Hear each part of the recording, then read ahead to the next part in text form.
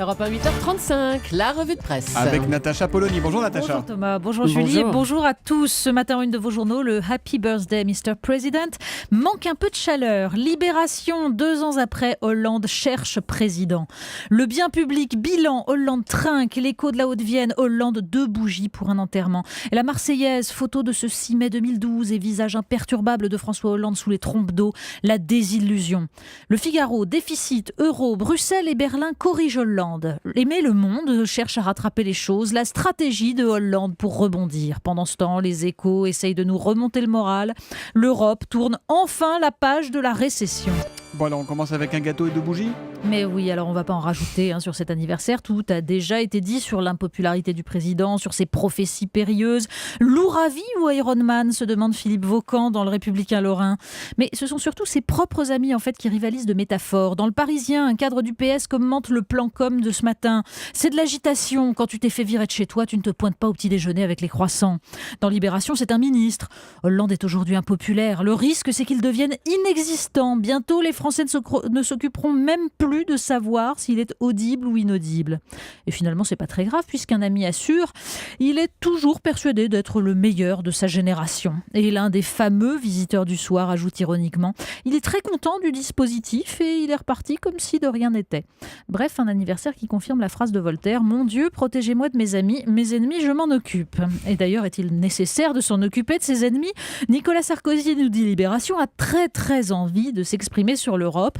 Alors ses amis expliquent à qui veut l'entendre que la France entière attend cette parole. Ce que disait Brice Hortefeux, voilà. Ce que disait hier Valérie Pécresse, tout le monde y va. Exactement, mais pour l'instant, les interventions de l'ancien chef de l'État se résument à cette anecdote racontée par Éric Mandonnet dans l'Express à paraître demain. Reconnu à Los Angeles par les occupantes d'un car de touristes, il lance à un photographe « Si Hollande se baladait dans la rue, on ne le reconnaîtrait pas, hein ?» Bon, sans commentaire, quoi.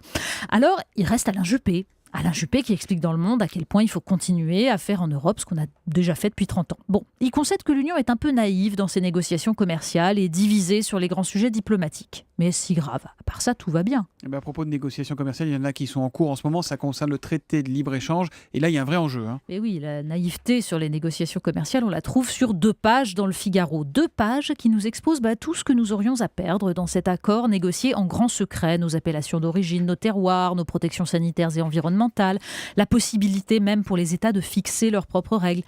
Pourtant, nous dit l'opinion, le journal L'Opinion, les Français sont libéraux. Ils devraient applaudir à tout ça.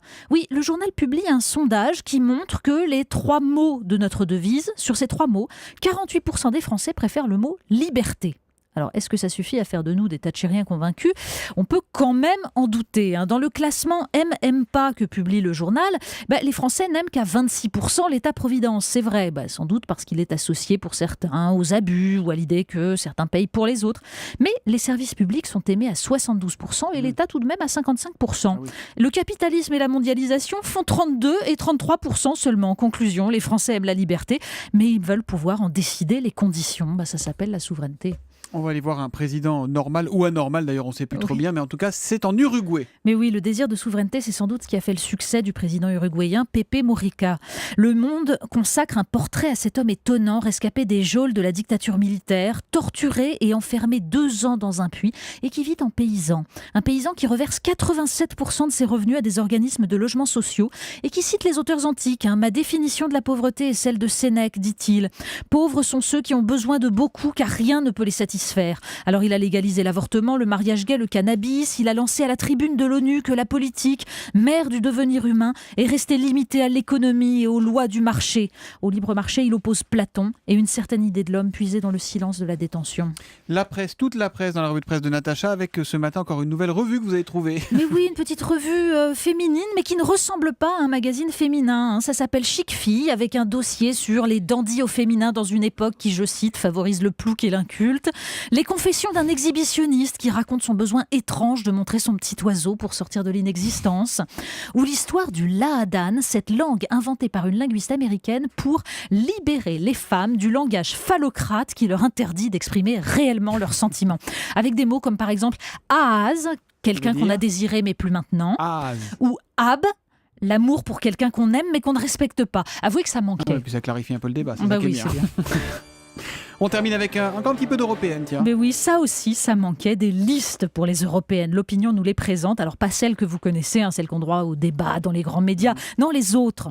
Lutte ouvrière, Debout la République, Nouvelle Donne, bien sûr, mais aussi Cannabis sans frontières, alors ça doit être des Uruguayens. Les féministes pour une Europe sans frontières, oui, ça c'est des lectrices de la linguiste américaine, sans doute.